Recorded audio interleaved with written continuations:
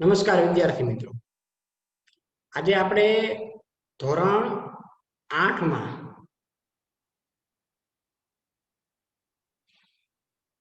સંસ્કૃતમાં 9મું ચેપ્ટર ભાષા સજ્જતા એ આપણે જોઈ રહ્યા હતા.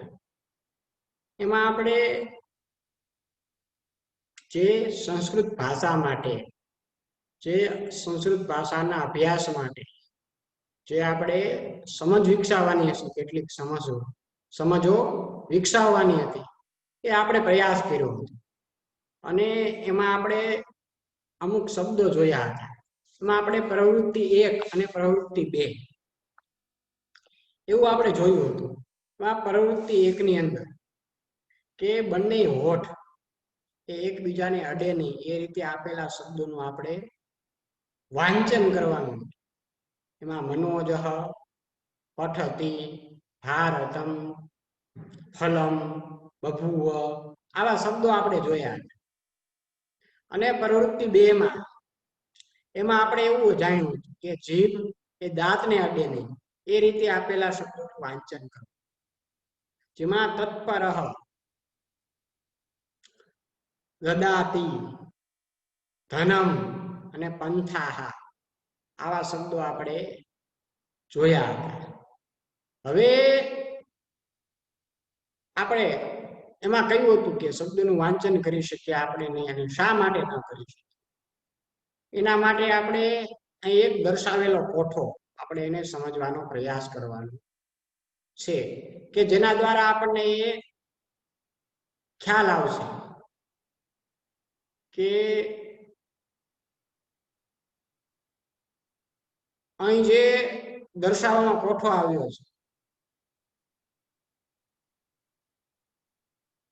એમાં કઈ રીતે શું દર્શાવવામાં આવ્યું છે કે જેના લીધે આપણને એ ખ્યાલ આવે.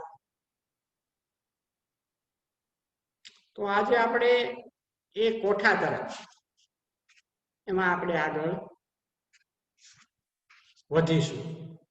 આપણી સામે કોઠો એક પ્રસ્તુત છે જેની ઉપર હેડિંગ લખ્યું છે સ્થાન, બીજામાં લખ્યું છે સ્વર.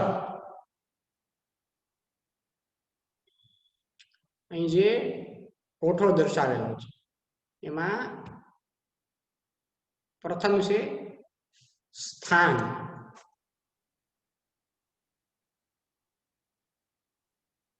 પછી છે સ્વર અને વ્યંજન.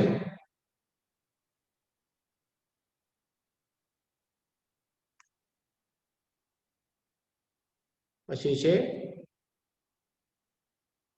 વ્યંજન. આવી રીતે 3 ભાગમાં વહેંચાયેલું છે. હવે પેલા આપણે સ્થાન વિશે ચર્ચા કરીએ.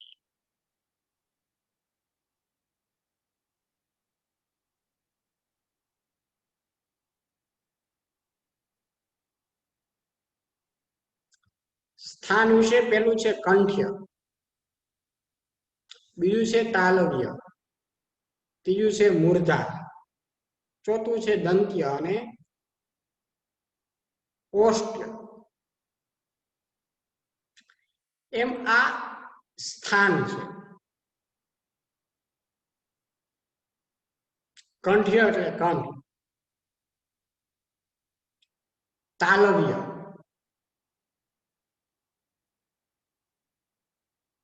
મૂર્ધા, દંત્ય અને ઓષ્ઠ્ય.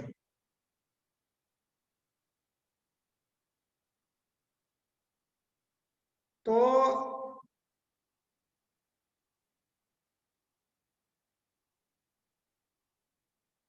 એ વિશે આપણે ચર્ચા કરીએ. તો આપણને સૌથી પહેલા આપણે એ સમજવાનું છે કે અહીં સ્થાન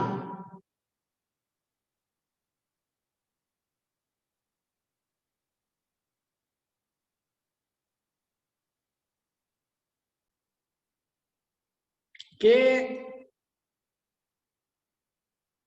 સ્થાનમાં કંઠ્ય એટલે કે કંઠ, બીજું છે તાલવ્ય એટલે કે તાળવું, આપણા મોઢામાં જે તાળવું હોય તાલવ્ય, પછી છે મૂર્ધા મોઢું, દંત્ય એટલે દાંત અને ઓષ્ઠ્ય એટલે હોઠ, એ સ્થાનો છે. પછી આપણે જોઈએ સ્વર. સ્વરમાં પણ ઘોષ એટલે કે રસ્વ દીર્ઘ અને સંધિ દીર્ઘ, એમ એના પણ સ્વરના 3 ભાગ. આપણે રસ્વ અને દીર્ઘ વિશે આપણે એમાં જાણ્યું કે કયા રસ્વ સ્વર છે અને કયા દીર્ઘ સ્વર છે. અને સંધિ દ્વારા કયા સ્વરો પણ બનાવવામાં આવ્યા છે, એટલે કે સંયુક્ત સ્વર, જેને આપણે સંધિ સ્વર કહીએ છીએ. એમાં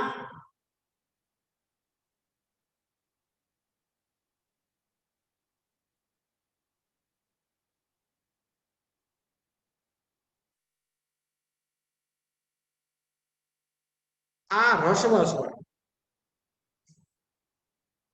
અ, ઈ, રૂ અને લૃ અને ઉ, આ ત્રણેય એ રસ્વ સ્વર કહેવામાં આવે છે. પછી દીર્ઘ સ્વર, જેમાં આ, ઈ, રૂ અને ઉ એ દીર્ઘ સ્વર થયા. હવે સંધિ સ્વર એટલે કે સંયુક્ત સ્વર, એમાં એ, ઐ, ઓ અને ઔ એ સંયુક્ત સ્વર કહેવામાં આવે છે, ઘોષ જેને કહીએ. પછી આ અઘોષ, અઘોષ કોને કહેવામાં? એ વ્યંજન વિશે વાત છે. પહેલા આપણે સ્વર વિશે જાણીએ, પછી આપણે વ્યંજન તરફ આગળ વધીશું. હવે એમાં અ છે, એને આપણે કંઠ્ય એનું સ્થાન કહેવાય. કંઠ્ય એટલે કે આપણે કંઠમાંથી આપણે એની બોલી શકીએ. અ, આ અને એ છે રસ્વ દીર્ઘ અને સંયુક્ત, પણ એ કંઠમાંથી બોલાય છે, એનું સ્થાન છે કંઠ. એવી જ રીતે નીચે જોઈએ તો તાલવ્ય, તાળવેથી બોલાય. ઈ અને ઐ એ તાળવેથી આપણી જીભ છે એ તાળવે અડી જાય અને આપણે એને બોલીએ, એ તાલવ્ય. એ છે રસ્વ દીર્ઘ અને સંધિ, પણ આ જે ઈ અને ઈ છે એ તાલવ્ય છે, જ્યારે એ છે એ કંઠ્ય અને તાલવ્ય બંનેમાં આપણે એને બોલી શકીએ. એ કહીએ એટલે એ કંઠમાંથી પણ બોલાય અને તાળવેથી પણ, એ બંને સાથે બોલાય, એટલા માટે કંઠ તાલવ્ય છે. એવી જ રીતે નીચે જોઈએ આપણે તો મૂર્ધા, રૂ અને રૂ એ આપણે આખા મોઢામાંથી બોલવું પડે. આપણે દાંત પીસીને કે તાળવેથી કે કંઠમાંથી આપણે રૂ ન બોલી શકીએ. મૂર્ધા એટલે કે રૂ, એને આપણે આખા મોઢેથી બોલવું પડે, અને રૂ એ પણ દીર્ઘ છે, એટલા માટે બંને એ મૂર્ધન્ય, એ મૂર્ધા એ મોઢામાંથી બોલી શકાય. એવી રીતે લૃ છે, લૃ ને આપણે દંત્ય, એ દંત્ય છે, દાંતથી બોલી શકાય. લૃ એમ કહીએ એટલે એ બંને દાંતમાંથી લૃ આપણે નીકળે, અને એટલા માટે એ લૃ એ દંત્ય છે. અને એવી જ રીતે આપણે જોઈએ તો ઉ એ ઓષ્ઠ્ય છે, એ બંને હોઠ દ્વારા આપણે એને ઉ અને ઉ એ આપણે બંને હોઠ આપણે એને ભેગા કરીને આપણે એને બોલી શકીએ. ઓષ્ઠ્ય એને કહેવામાં આવે છે. અને પછી અહીં છે કંઠ્ય અને ઓષ્ઠ્ય.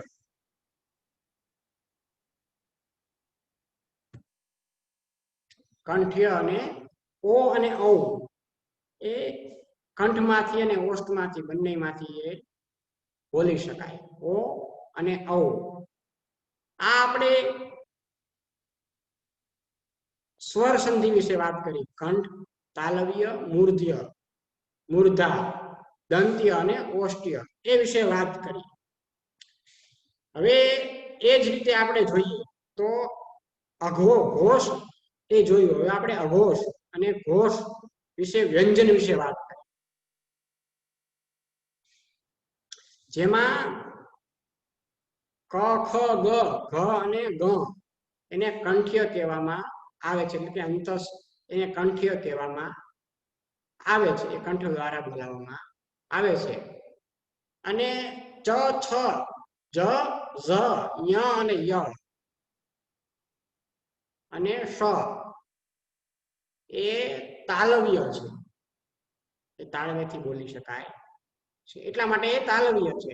આ એના સ્થાનની વાત છે, કયા સ્થાનમાં કયું છે. કંઠના સ્થાનમાં આપણે જોયું તો અ, આ, ઈ, ક, ખ, ગ, ઘ અને ગ એનું સ્થાન છે કંઠ્ય. પછી તાલવ્યનું સ્થાન તો ઈ, ઐ, ચ, છ, જ, ઝ, ય અને શ એનું સ્થાન છે તાલવ્ય. હનું સ્થાન પણ કંઠ્ય જ છે. પછી મૂર્ધન્ય એટલે કે મૂર્ધ, રૂ, ઋ, ટ, ઠ, ડ, ઢ, ણ, ર અને શ એને મૂર્ધન્ય કહેવામાં આવે છે. પછી દંત્ય છે. ઋ, ત, થ, દ, ધ, ન, લ અને સ કહીએ આપણે એને, સસલાનો સ એને દંત્ય કહેવામાં, એનું સ્થાન છે દંત્ય. અને છેલ્લે ઓષ્ટ્ય ઉ, ઐ, ઓ, પ, ફ, બ, ભ અને મ અને વ એનું સ્થાન છે ઓષ્ટ્ય. દંતોષ્ટ પણ આ વનું સ્થાન એ દંત્યોષ્ટ્ય કહેવામાં આવે છે. દંત અને ઓષ્ટ, દાંત અને ઓઠ એ બંને એનું સ્થાન છે, એટલા માટે વ છે દંત્યોષ્ટ છે. અને અંતસ્થ ય છે એ અંતસ્થ છે. અ, ય, ર અને લ આ ત્રણેય એ અંતસ્થ કહેવામાં આવે છે. અંદરથી બોલાવવામાં ય આપણે બોલીએ તો અંદરથી કઈ ખેંચાઈને બહાર આવતું એવું આપણે લાગે. ય, ર, લ એ અંતસ્થ છે, અંદરથી બોલાવાય છે.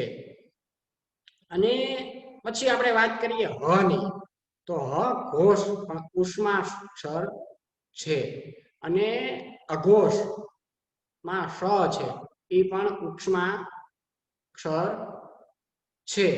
આ આપણે કોઠો જોયો, પણ એની અંદર આપણે સ્વર, વ્યંજન અને એ સ્વર વ્યંજનમાં પણ ઘોષ, અઘોષ, ઘોષ, અઘોષ જોયા. અને એમાં ઉષ્મા સ્વર પણ હ, શ એ ઉષ્માક્ષર કહેવાય. હ છે એ ઉષ્માક્ષર છે, પણ ઘોષ છે. ને અઘોષમાં ઉષ્મા સ્વરમાં એ સ છે, એ પણ ઉષ્માક્ષર કહેવામાં, એને ત્રણેય સ ને ઉષ્માક્ષર કહેવામાં આવે છે. પણ જો આપણે એને જોઈએ,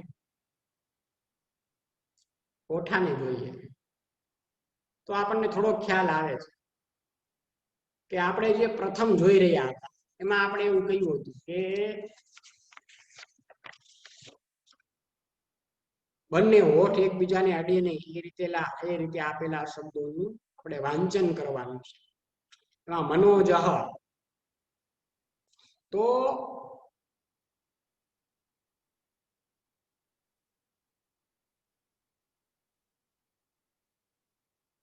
મનોજહ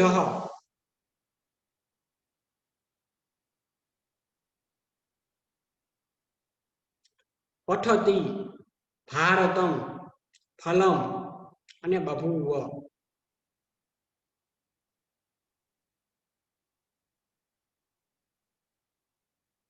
એ શબ્દ આપણે જોઈએ તો મનોજહમાં મનું સ્થાન છે એ ઓષ્ટ્ય છે, નનું સ્થાન છે એ દંત્ય છે અને જનું સ્થાન છે એ તાલવ્ય છે.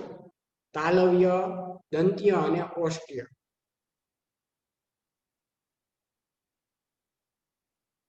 મનોજહ આપણે એવું કહીએ. પઠતી, ભારતમ, ફલમ, બભુવ, એ ત્રણેયનું સ્થાન, ત્રણેય શબ્દનું સ્થાન અલગ અલગ છે. પણ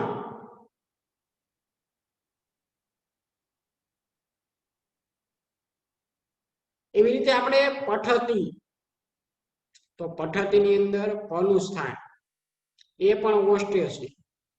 ઠનું સ્થાન છે એ મૂર્ધન્ય છે, એટલે કે મૂર્ધા છે. અને તનું સ્થાન એ દંત્ય છે, એટલે કે ઓષ્ટ્ય, દંત્ય અને મૂર્ધન્ય. એમ એ ત્રણેયના સ્થાન અલગ અલગ છે.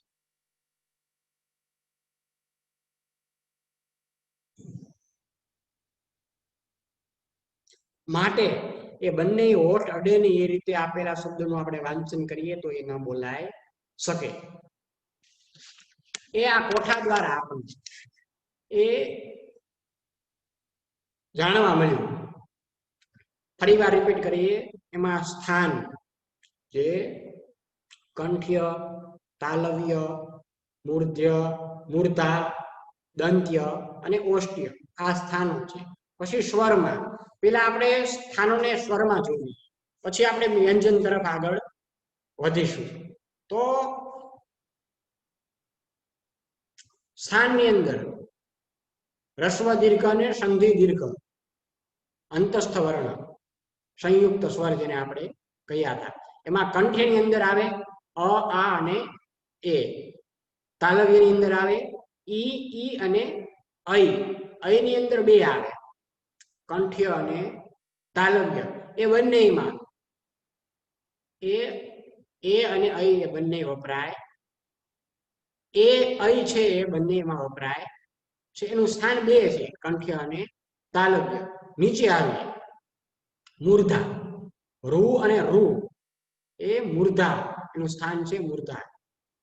મોઢું એને કહીએ આપણે, એ મોઢામાંથી બોલાય છે. મૂર્ધન્ય એનું સ્થાન છે. દંત્ય, દંત્યમાં રૂ એક જ છે સ્વરમાં. પછી એની નીચે આવી ઓષ્ટ્ય, ઉ અને ઉ એ બંનેનું સ્થાન છે ઓષ્ટ્ય.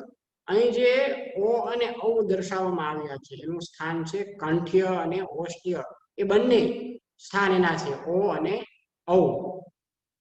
એ આપણે ઓષ્ટ્યના સ્થાન છે. આ આપણે કમ્પ્લીટ થયું સ્વરનું. હવે આવ્યું વ્યંજન. વ્યંજન 33 છે, આપણે એવું જાણ્યું 33 વ્યંજન છે, ક થી લઈ હ સુધીના. એમાં ક, ખ, ગ, ઘ અને ગ એનું સ્થાન છે કંઠ્ય. અને હ, આ છ નું સ્થાન છે એ કંઠ્ય છે. પછી ચ, છ, જ, ઝ, ય અને શ એનું સ્થાન છે તાલવ્ય. જ્યારે યનું સ્થાન ય છે એ અંતસ્થ પણ છે, અંદરથી પણ બોલાઈ શકે એનું સ્થાન બીજું અંતસ્થ પણ છે. અને બીજી મૂર્ધા, મૂર્ધન્યમાં ટ, ઠ, ડ, ઢ, ણ અને ર અને શ. આ સાતનું સ્થાન છે મૂર્ધા, એટલે કે મૂર્ધન્ય. પછી દંત્ય ત, થ, દ, ધ, ન, લ અને સ એનું સ્થાન છે દંત્ય. પછી ઓષ્ટ્ય પ, ફ, બ, ભ, મ અને વ. વ છે એ દંત્ય અને ઓષ્ટ્ય બંને સ્થાનમાં છે, એનું સ્થાન બંને છે. એટલા માટે આ છ નું સ્થાન છે ઓષ્ટ્ય. વ ને છોડીને વ છે દંત્યોષ્ઠ છે.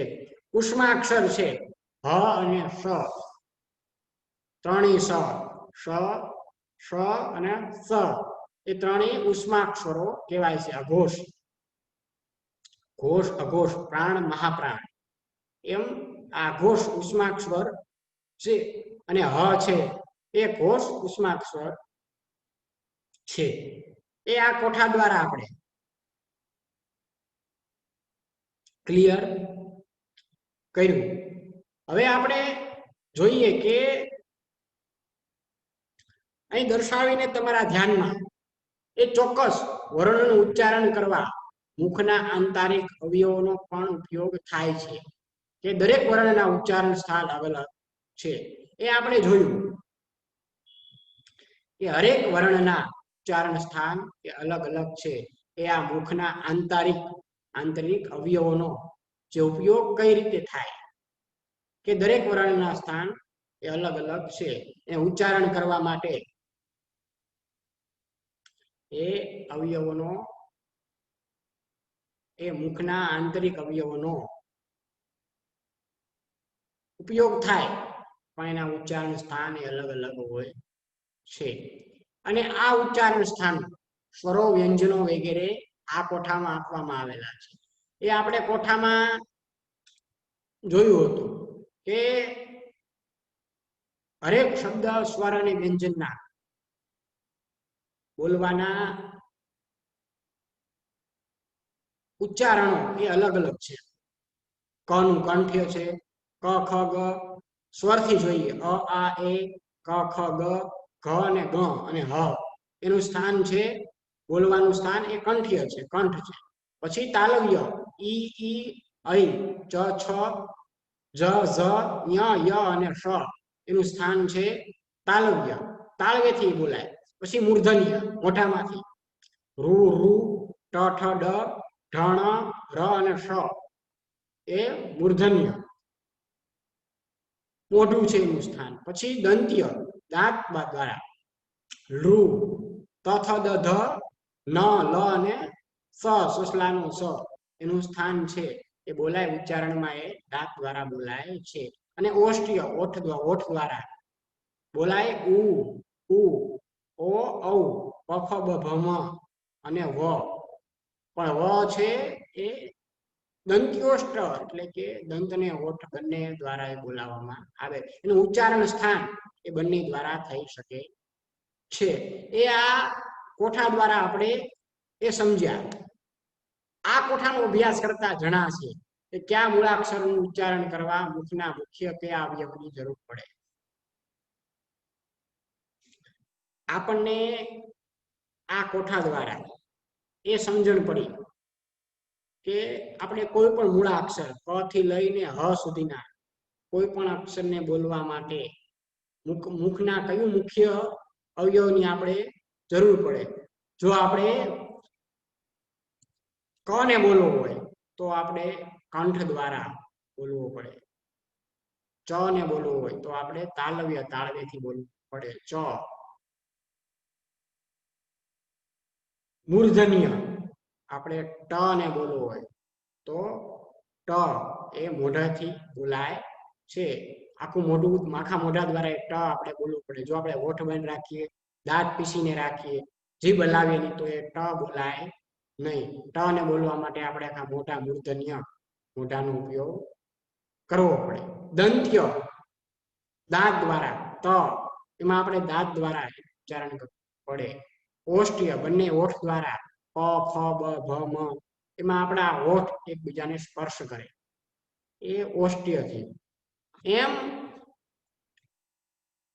આપણે એ જાણ્યું કે કયા મૂળાક્ષરોને ઉચ્ચારણ કરવા માટે મુખના મુખ્ય કયા અવયવની જરૂર પડે છે. આ કોષ્ટકનો અભ્યાસ કરતા ધ્યાનમાં આવે કે તેમાં 33 જેટલા વ્યંજનો અને 13 જેટલા સ્વરોનો સમાવેશ થયેલો છે. આપણે એ પહેલા જાણ્યું કે સંસ્કૃતમાં નહીં પણ 33 વ્યંજનો છે અને 13 સ્વરો છે. આપણે કોઈ પણ શબ્દનું અથવા આમાંથી કોઈ પણ વર્ણનું ઉચ્ચારણ કરવા માટે આપણે મુખના કોઈ પણ મુખ્ય અવયવની જરૂર પડે છે, અલગ અલગ અવયવની જરૂર પડે છે. એ 33 વ્યંજનો અને 13 સ્વરોનો પણ સમાવેશ એમાં થાય છે. સંસ્કૃત ભાષામાં આ ઉપરાંતના સ્વરો અને વ્યંજનો સમાવિષ્ટ હતા, પરંતુ પ્રશિષ્ટ સંસ્કૃત ભાષામાં નહીં દર્શાવેલ વર્ણનો વિશેષ ઉપયોગ થાય છે. જે પ્રશિષ્ટ સંસ્કૃત ભાષામાં અહીં આપણે જે દર્શાવેલા વર્ણનો આપણે વિશેષ ઉપયોગ કરીએ છીએ. આના ઉપરાંત આ સંસ્કૃત ભાષામાં બીજા સ્વરો અને વ્યંજનો પણ સમાવિષ્ટ હતા, પણ આપણે પ્રશિષ્ટ સંસ્કૃત ભાષામાં અહીં જે દર્શાવેલા વર્ણનો છે એનો જ આપણે વિશેષ ઉપયોગ કરીએ છીએ. એ આ કોઠા દ્વારા આપણને એ ખ્યાલ આવ્યો કે કયા વર્ણનું ઉચ્ચારણ કરવા માટે આપણે કયા મુખના આપણા કયા અવયવનો આપણે ઉપયોગ કરવો પડે છે. એમાં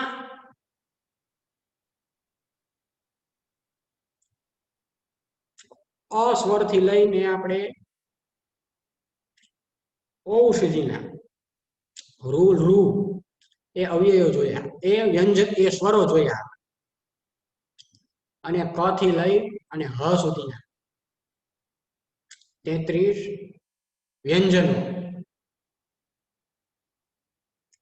કયા વર્ણનું કેમ ઉચ્ચારણ થાય, કયું ઉચ્ચારણ શરીરના મુખના કયા અંગનો ઉપયોગ થાય છે, એ આ કોઠા દ્વારા આપણે જાણ્યું. અને 13 સ્વરો અ આ ઈ ઉ ઉ એ ઐ ઓ ઔ રૂ અને ઋ એમ આ 13 સ્વરો અને ક ખ ગ ઘ થી લઈ અને હ સુધીના 33 વ્યંજનો એમ 13 સ્વરો અને 33 વ્યંજનો મુખના કયા અવયવ દ્વારા એનું ઉચ્ચારણ કરવામાં આવે એ આપણે આ કોઠા દ્વારા આપણે જાણ્યું. હવે એ પછી આપણે અહીં બતાવેલી સૂચના, અહીં બતાવેલો પેરેગ્રાફ પણ આપણે વાંચ્યો તો એના દ્વારા આપણને ખ્યાલ આવ્યો કે હરેક વર્ણનું ઉચ્ચારણ સ્થાને અલગ અલગ છે, અને એમાં એ સ્થાનોમાં સ્વરો વ્યંજનો પણ એ કોઠામાં જે આપવામાં આવેલા હતા એ અભ્યાસ કરતા આપણને એ પણ જણાયું કે કયા મૂળ અક્ષરનું ઉચ્ચારણ કરવા માટે મુખના મુખ્ય અવયવની કયા અવયવની જરૂર પડે છે. અને એક કોષ્ટકનો આપણે અભ્યાસ કરતા આપણે ધ્યાનમાં કે 33 વ્યંજનો અને 13 જેટલા સ્વરોનો એમાં સમાવેશ થાય છે. હવે આ ભાષા સજ્જતાની અંદર આપણે જે કોઠો જોયો એમાં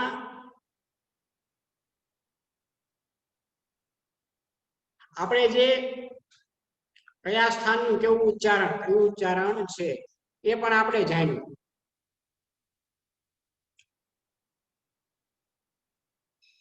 તમારે હોમવર્કની અંદર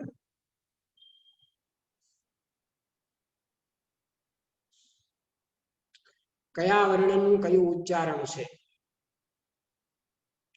એ તમારે લખવાનું રહેશે. અહીંથી તમને હોમવર્ક દેવામાં આવશે, એના પ્રમાણે તમારે એ કયા વર્ણનું કયું ઉચ્ચારણ છે એ તમારે લખવાનું રહેશે.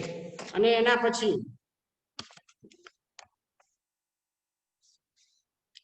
એમાં જે દર્શાવ્યું છે એ વાક્ય રચના પણ હજી આપણું આ ચેપ્ટર પૂરું નથી ભાષા સજ્જતામાં, પણ આ હોમવર્ક તમને કહું છું કે તમારે ક થી હ સુધીના હરેકનું કયું સ્થાન, કયો વર્ણ, એ કયા વર્ણનું ઉચ્ચારણ સ્થાન કયું છે એ આ કોઠામાંથી કોઈએ કોપી મારવાની નથી, પણ પોતાની રીતે તમારે લાઈનબદ્ધ એ ક્રમશઃ ક થી હ સુધીના બધાનું ઉચ્ચારણ સ્થાન કયું છે એ તમારે લખવાનું છે. એ તમારું હોમવર્ક રહેશે. અને પછી તમારે વાક્ય રચના કરવાની છે, જે આપણે પ્રથમ જોયું એ વાક્ય રચના પણ તમારે કરવાની છે.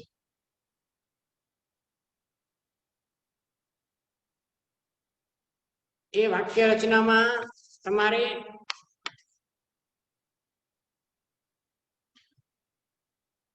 સાવ સાદા વાક્યો, કર્તા, કર્મ અને ક્રિયા એ ત્રણેય એક વાક્યની અંદર આવી જાય. દાખલા તરીકે આપણે રામઃ વનમ ગચ્છતિ, આપણે એવું વાક્ય જોઈએ. અહીં આપણે વાક્ય દર્શાવીએ કે તમારે કેવા વાક્યોની રચના કરવાની છે, તમારે કેવા વાક્યો લખવાના છે. તો જોઈએ આપણે પેલું વાક્ય.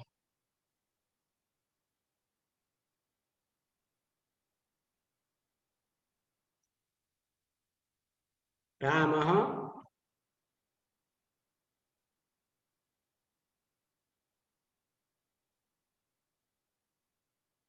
વનમ ગચ્છતિ. રામઃ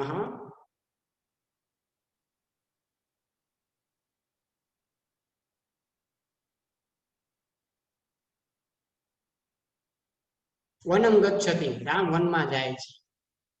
આ આપણે વાક્ય બનાવ્યું સાદું. આવા વાક્યો તમારે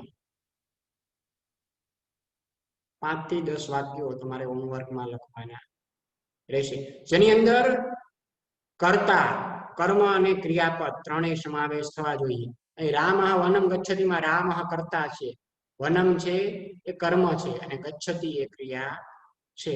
એવી રીતે તમારે પણ એ વાક્યો તમે જે બનાવો એમાં તમારે કર્તા, કર્મ અને ક્રિયાપદ ત્રણેયનો સમાવેશ થાય એમ તમારે તમારા ફેરબુકમાં એ લખવાના રહેશે. હજી આ ચેપ્ટર આપણું પૂરું નથી થયું, આ ચેપ્ટર આપણું હજી ચાલુ જ છે.